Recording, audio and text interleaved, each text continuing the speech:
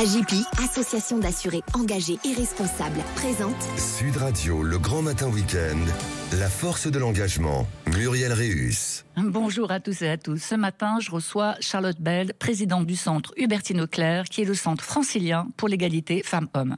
Un centre unique en France qui travaille en particulier sur des sujets émergents liés à la lutte contre les violences, comme celui des cyberviolences.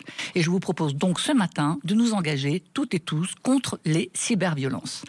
Parce que si les formes physiques, psychologiques et sexuelles des violences conjugales sont bien documentées, l'impact des outils numériques sur ces violences reste encore largement sous-estimé. L'étude du centre Hubertine Auclair éclaire cette dimension. Les cyberviolences sont un prolongement insidieux des violences conjugales. Le défi est désormais de leur donner l'importance qu'elles méritent dans les dispositifs de prévention, d'accompagnement et de justice. En France, parmi les victimes de violences conjugales, 9 femmes sur 10 rapportent avoir subi des violences numériques sous la forme de cybercontrôle, cyberharcèlement, cybersurveillance ou utilisation des enfants comme moyen de pression. Les agresseurs exploitent les outils numériques pour surveiller les déplacements, limiter les relations sociales, envahir le quotidien par des messages ou des appels abusifs, humilier les victimes en diffusant des contenus intimes ou manipuler les enfants.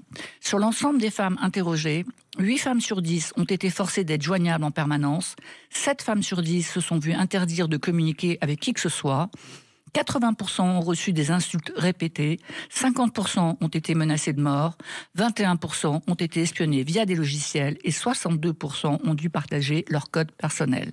Les violences cyber amplifient l'isolement, renforcent le sentiment de peur et l'emprise des agresseurs. Elles compliquent terriblement la recherche d'aide des victimes. Rarement isolées, elles se cumulent. 41% des victimes déclarent avoir subi au moins 3 formes de cyberviolence. 7 femmes sur 10 ressentent un sentiment permanent de surveillance qui les maintient quotidiennement dans un état d'hypervigilance.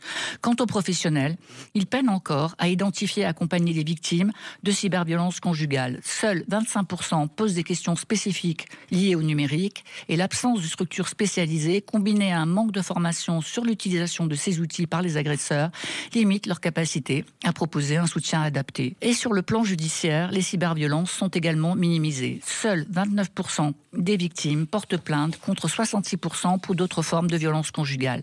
Parmi ces plaintes, 23% sont classées sans suite, 50% restent sans réponse. Réunir des preuves reste toujours coûteux, toujours chronophage et décourage les démarches légales. Alors ces cyberviolences, c'est un prolongement insidieux des violences physiques, psychologiques et sexuelles. Ces cyberviolences, c'est reste une arme qui détruit des vies. Et l'inaction ne fait qu'aggraver cette emprise et l'isolement des victimes. Former, protéger, agir doit permettre de briser ce terrain de jeu des agresseurs. Bonjour Charlotte Beld. Bonjour Muriel. Je suis ravie de vous recevoir ce matin. Vous êtes la déléguée spéciale en charge de l'égalité femmes-hommes auprès de la présidente de la région Île-de-France. Et vous êtes aussi la présidente du centre d'égalité femmes-hommes Hubertine Auclair.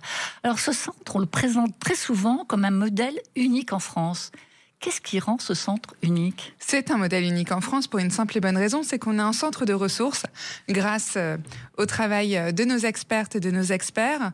On travaille sur des sujets très pointus sur l'égalité femmes-hommes, également sur les violences faites aux femmes grâce à notre ORVF, notre Observatoire régional des violences faites aux femmes. Et donc, on se documente, on travaille sur l'expertise et ensuite on en fait des campagnes de sensibilisation et des formations. Pourquoi ? Parce qu'aujourd'hui, nos publics, ils sont réunis dans 3 collèges différents qui comprennent des collectivités, des élus, donc régionaux également, un collège dédié aux associations, donc on a toute cette pépinière d'associations avec lesquelles on travaille, qui viennent nourrir aussi nos études et qu'on vient nous nourrir avec notre expertise, et on a également les syndicats qui travaillent à nos côtés, donc c'est un écosystème qu'on vient enrichir avec des ressources, une expertise et derrière des campagnes de sensibilisation et de formation. Alors vous êtes engagé depuis longtemps sur les droits des femmes, ça fait quelques années que vous travaillez sur ces sujets. On l'a vu encore cette année, les chiffres ne baissent pas, ils ont même augmenté de 10%. Quelle est votre vision, vous, sur l'évolution des droits des femmes ces dernières années ? Vous diriez quoi ? On a eu le Grenelle, bien sûr, mais... On a eu le Grenelle, on a eu MeToo. Alors, bien sûr, ça a été des séismes pour faire avancer nos droits, mais on a encore beaucoup à faire. On a beaucoup à faire, notamment dans la lutte contre les violences faites aux femmes. C'est vrai que depuis 5 ans, depuis le Grenelle, il y a eu beaucoup d'améliorations. Mais demain, on doit pousser le sujet, on doit on doit être exemplaire en la matière et on a encore beaucoup de travail à faire sur le sujet, que ce soit auprès des forces de l'ordre. Avec le Centre Hubertine Auclert, on a rendu une étude il y a quelques jours pour mettre en avant les efforts qui avaient été faits par les forces de l'ordre. Mais on sait aussi dire qu'il y a encore pas mal de choses à faire, notamment sur le masque de plainte, sur l'évaluation du danger, sur les cyberviolences dont vous parliez tout à l'heure. Et donc oui, aujourd'hui, on sait en fait qu'il y a un certain nombre de choses qui ont été faites, mais on peut vraiment pousser le curseur. Oui, parce qu'une de vos spécificités, c'est par exemple de former les forces de l'ordre. On pourrait se dire, mais les forces de l'ordre, elles ont des formations initiales. D'ailleurs, on nous dit, tous les gendarmes sont formés aujourd'hui, les policiers aussi. En quoi cette formation que vous leur apportez est-elle différente, par exemple, de leur formation initiale? Est-ce que vous avez développé des protocoles spécifiques pour les aider, ces forces de l'ordre, à mieux traiter les plaintes des victimes? Alors, d'une part, on les écoute et ensuite, on va plus loin avec eux sur l'accompagnement pour recueillir la parole. On prend un temps certain avec eux et ensuite, on est très spécialisé sur leur territoire. Nous, en fait, on forme les forces de l'ordre aujourd'hui en Île-de-France et on forme pas uniquement la police nationale et la gendarmerie nationale, on forme également les policiers municipaux. Et en fait, c'est vraiment tout ce réseau qu'on crée avec eux, avec les associations qui viennent aussi enrichir leur formation, et ça, ils en sont demandeurs. D'ailleurs, il y a peu de temps, vous avez monté un colloque, auquel j'ai participé d'ailleurs, qui était extrêmement intéressant. Vous avez analysé les outils qui sont à la disposition des forces de l'ordre. Dans ces outils, il y a, vous l'avez dit tout à l'heure, le masque de plainte et la grille d'évaluation du danger. Alors, pour nos auditeurs, il faut savoir qu'aujourd'hui, en France, quand vous portez plainte dans un commissariat ou dans une gendarmerie, vous avez des outils qui sont harmonisés sur l'ensemble du territoire, comme par exemple la grille d'évaluation du danger. Cette grille, elle permet de déterminer si vous êtes vraiment en danger. Et je vous ai entendu dire, il faut qu'on améliore cette grille pour rentrer une notion de très grave danger. De très grave danger. En fait, aujourd'hui, une personne qui est en situation de danger, eh bien, en fait, on prend pas en compte, on n'écoute pas assez sa parole parfois. C'est-à-dire qu'une victime, quand elle va nous parler de violences psychologiques, de violences financières, eh bien parfois on le catalogue pas. Et donc nous, en fait, ce qu'on veut mettre en avant, c'est que les violences psychologiques, elles ont un impact et elles mettent aussi les victimes en situation de très grave danger. Et ça, on le prend pas assez en compte aujourd'hui, alors que c'est un point qui est assez déterminant. Faut pas le continuum des violences dont on parle au Centre Hubertine Auclert. Ce continuum de violence, il démarre dès la première insulte, dès les blagues sexistes. Il faut pas forcément attendre les coups en fait pour pouvoir reconnaître qu'une femme est dans une situation de très grave danger. Oui, on dit bien sûr que le cycle des violences, c'est les propos sexistes en entreprise, à la maison, ce sont les premières injures, les premiers mots. Est-ce que ça voudrait dire qu'il faudrait absolument inclure, parce que je sais que ce n'est pas forcément le cas, pour les forces de l'ordre, quelles qu'elles soient, des formations aux violences psychologiques? Oui, évidemment. Évidemment. Aujourd'hui, on parle des forces de l'ordre, mais globalement, dans la société, les violences psychologiques, elles ne sont pas assez prises en compte. On ne les a pas à l'esprit. D'ailleurs, très peu de gens savent ce qu'on met derrière la définition d'une violence psychologique.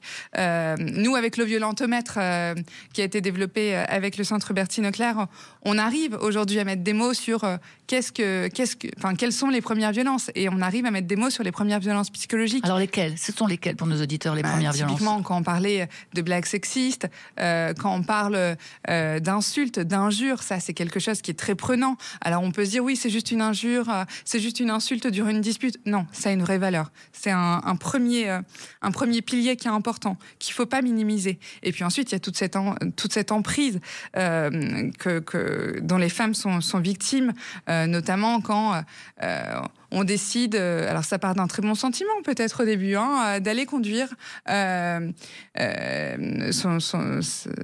personne avec laquelle on partage sa vie tous les jours au boulot. Bah oui, mais en fait, on commence à l'isoler, c'est-à-dire que on décide de ses trajets, on décide des amis qu'elle va côtoyer. Eh bien, tout ça, en fait, c'est les premiers indices qui doivent nous mettre tout de suite sur une piste d'une femme qui va rentrer dans un isolement et donc qui va être victime, enfin, qui est déjà victime, en fait.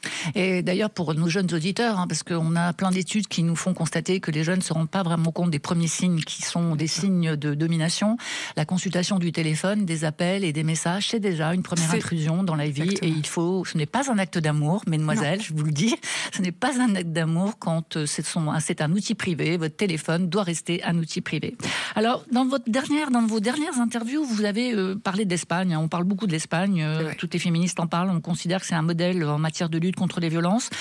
On peut considérer que ce pays a 20 ans d'avance. Qu'est-ce qui empêche la France de rattraper ce retard et de se mettre au niveau de l'Espagne ? Est-ce que vous considérez d'ailleurs qu'il y a un retard aussi important ? Oui, il y a un retard important. D'une part, en termes de budget, on sait très bien que l'Espagne ne travaille pas de la même manière que la France. Le cadre législatif n'est pas le même. Il y a une autonomie qui est différente aussi dans le budget espagnol, ce qui leur a permis aussi d'être plus réactifs dans la mise en place de leur campagne. Et puis, il y a surtout un point important, c'est-à-dire qu'aujourd'hui, en Espagne, la parole de la femme, on la reçoit, on la prend en compte. Et en France, aujourd'hui, on a encore un stade où on ne croit pas forcément. Dès les premières minutes, une femme qui vient déposer plainte, elle n'est pas forcément crue. Alors que croire la femme, c'est déjà gagner beaucoup de temps. Et donc, croire une femme, c'est aussi tout de suite la mettre sous protection avec des ordres de protection. Aujourd'hui, il y en a 17 fois plus en Espagne qu'en France. Donc, c'est un signe. Et puis, c'est aussi des équipes spécialisées. Et aujourd'hui, l'Espagne, elle s'est donné les moyens d'avoir, d'une part, des tribunaux spécialisés et d'avoir des équipes policières spécialisées, ce qui nous manque encore aujourd'hui. Aujourd'hui, on a mis en place des tribunaux spécialisés, mais il me semble que sur tout le territoire national, on en a... À Versailles, c'est tout, je crois. À Versailles, et je crois que Isabelle Rome me disait qu'il y en avait également dans l'Aube, mais il y en a très peu sur l'échelle nationale. Donc on a un retard considérable à aller rattraper. Et travailler avec des tribunaux spécialisés, c'est gagner du temps. Et gagner du temps, c'est sauvegarder des vies aussi. C'est gagner du temps et c'est ne pas revictimiser les victimes, parce qu'effectivement, quand on a plusieurs interlocuteurs, on est obligé de raconter et de re-raconter les violences que l'on a subies. Alors vous insistez aussi sur la difficulté de parler des violences sexuelles. Selon le ministère de l'Intérieur, seuls 2% des victimes de violences sexuelles hors cadre familial portent plainte auprès des forces de l'ordre. Pourquoi est-ce que c'est si difficile pour vous de parler de ce type de violence ? Ça reste tabou, les violences sexuelles, d'une part, parce qu'il y a toujours cette notion dans notre société de devoir conjugal. On le sait, les violences sexuelles, c'est dans la plupart des cas dans un cadre privé qu'elles arrivent, donc ça veut dire que c'est dans la plupart des cas dans un cadre conjugal, familial. Et donc oui, il y a encore ce côté tabou autour du devoir conjugal. Ça, c'est quelque chose que dans notre société, on doit venir casser pour pouvoir, et je pense que d'ailleurs le procès Mazan est en train de nous le prouver, cette culture du viol, on ne l'avait pas imaginé, cette culture du viol, à l'intérieur de son propre foyer. Et c'est en train d'ouvrir les yeux, on est en train d'ouvrir les yeux sur des situations qui se passaient tous les jours sous nos yeux, mais dont on n'avait pas conscience. Et ça, je pense que le procès Mazan va changer beaucoup de choses pour notre société demain. Le viol conjugal a été reconnu officiellement comme une infraction pénale en 1990. Oui. C'est une avancée qui a été consacrée par la loi du 4 avril 2006, qui a inscrit explicitement le viol entre époux dans le code pénal, en clarifiant que le consentement est requis dans tous les contextes, y compris dans le cadre du mariage. Ce consentement, ça nous oppose en France aujourd'hui, ça impose les féministes, ça oppose certaines associations. Est-ce que vous comprenez ces débats sur le consentement et quelle est votre position ? Aujourd'hui, on doit éduquer au consentement. Je pense que on a beau parler, on peut parler de sensibilisation, mais en fait, la sensibilisation, elle doit avoir lieu dès le plus jeune âge. Expliquer à un enfant que son corps lui appartient, pour moi, c'est essentiel. Et cette sensibilisation, il faut l'avoir dès la maternelle. Alors, j'entends les débats en ce moment qui animent l'éducation nationale, mais c'est un fait aujourd'hui. On n'a pas assez travaillé sur la notion de consentement dans notre société. Et si aujourd'hui on prépare nos enfants sur ces notions, c'est une société différente qu'on aura demain. Et cette société, c'est celle qu'on doit bâtir tous ensemble et avec laquelle on doit agir tous ensemble pour demain ne plus avoir ces violences sexistes sexuelles et faire comprendre qu'en fait, la culture du viol n'a pas sa place dans notre société. Et ça, c'est une évidence. C'est une évidence qui est très simple à énoncer, mais qui est beaucoup plus complexe à réaliser dans les faits. Donc, au-delà d'éducation, une inscription du consentement dans la loi ? Oui. On va parler un tout petit peu des collectivités, qui sont aussi une de vos autres cibles. C'est une des particularités de ce centre, de former aussi des collectivités. 160 collectivités sont accompagnées en Île-de-France. Oui. Vous les aidez à mettre en place des stratégies locales. Ça veut dire quoi ? Un exemple concret d'une stratégie, d'un plan local réussi, par exemple ? Un plan local réussi, c'est une collectivité qui vient nous voir et qui a besoin de notre aide en fait pour faire une politique locale de lutte contre les violences faites aux femmes. Eh bien nous en fait, on va les accompagner, on va les former déjà. On met en place nos formations, on les fait réagir, on leur fait rencontrer les associations qui vont bien et on leur donne en fait les axes pour améliorer leur politique locale de lutte. Ça peut être avec une acquisition de logements pour créer des hébergements d'urgence pour les femmes victimes de violences. Ça, c'est une partie. Et puis aussi, et ça, c'est encore un volet important pour nous parce que la formation, c'est la clé. Aller former les ATSEM. Les ATSEM, vous savez, c'est les assistantes maternelles.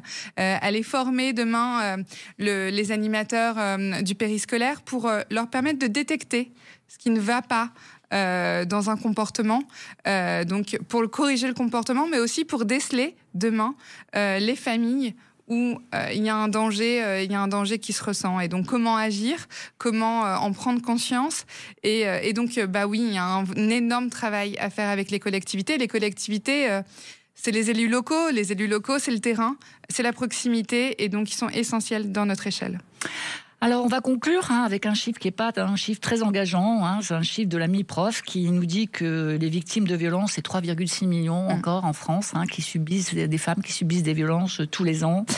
Vous, en tant que femme, en tant que présidente de ce centre, qui est un centre modèle, on va dire, quel message avez-vous envie de transmettre aux femmes et aux hommes pour accélérer le changement ? Mais déjà, aux hommes, j'ai envie de leur dire qu'ils ont toute leur part à prendre dans ce combat. C'est ensemble qu'on arrivera à changer les choses, pas en divisant, pas en mettant les femmes face aux hommes. Non, c'est tous ensemble qu'on arrivera à changer les choses. Il faut ouvrir les yeux.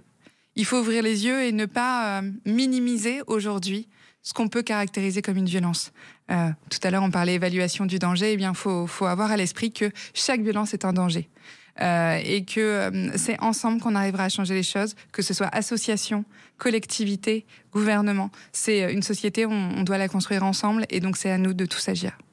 Merci Charlotte Bald pour cette conversation ce matin. On va espérer que le modèle du centre Hubertine Auclert que vous présidez trouvera un développement sur tout le territoire national parce que les victimes ont plus que besoin d'accompagnement et de ressources pour faire face.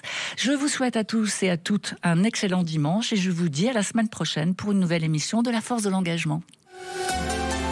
Sud Radio, le grand matin week-end, La Force de l'Engagement, Muriel Réus. Avec AGIPI, association d'assurés engagés et responsables.